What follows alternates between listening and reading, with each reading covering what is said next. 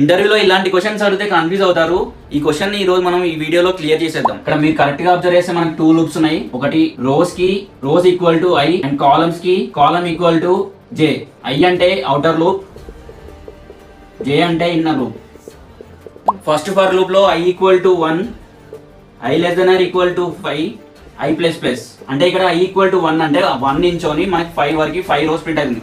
రో 1, రో 2, రో 3, రో 4, రో 5 ఇలా. నెక్స్ట్ మనకి ఏం కావాలి? కాలమ్స్ కావాలి. కాలమ్స్ కావాలంటే ఇన్నర్ ఫర్ లూప్ రాస్తే J equal to 1, J less than or equal to 5, J plus plus మనకి ఏం ప్రింట్ అవుతుంది? ఇక్కడ కాలమ్స్ ప్రింట్ అవుతున్నాయి. Column 1, column 2, column 3, column 4, column 5. ఇప్పుడు నెక్స్ట్ ఏంటంటే మన లాజిక్ ఏంటి? ఇక్కడ ఈ 5 మాడ్యులో 2 డబల్ ఈక్వల్ టు 1 నేను తీసుకున్నా అంటే ఇక్కడ మనకి ఏం కావాలి? ఆడ్ నెంబర్స్ కావాలి.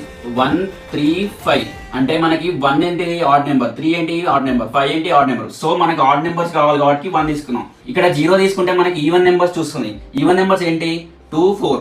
ఇక్కడ I value I equal to 1 అంటే మనకి రిమైండర్ ఎంత వస్తుంది? 1 కదా. 1 అంటే మన కండిషన్ సాటిస్ఫై అయినట్టే కదా. ఇక్కడ ఐ ఈక్వల్ టు 1 రోలో ఏం ప్రింట్ అవుతుంది? 1, 1, 1 అనేది ప్రింట్ అవుతుంది. కండిషన్ సాటిస్ఫై అయింది కాబట్టి 1, 1 అని ప్రింట్ అవుతుంది. ఇక్కడ ఐ ఈక్వల్ టు 2 అంటే ఏమొస్తుంది? నీకు రిమైండర్ 0 వస్తుంది. 0 అంటే కండిషన్ సాటిస్ఫై అయిందా కాదా?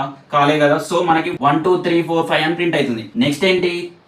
3 అన్నప్పుడు మనకి కండిషన్ సాటిస్ఫై అవుతుంది కదా. ఇప్పుడు రిమైండర్ ఏమొస్తుంది? 1 కదా. 1 వస్తుంది కాబట్టి మనకి 3, 3 అని ప్రింట్ అయింది. నెక్స్ట్ లైన్ కూడా అంతే సేమ్.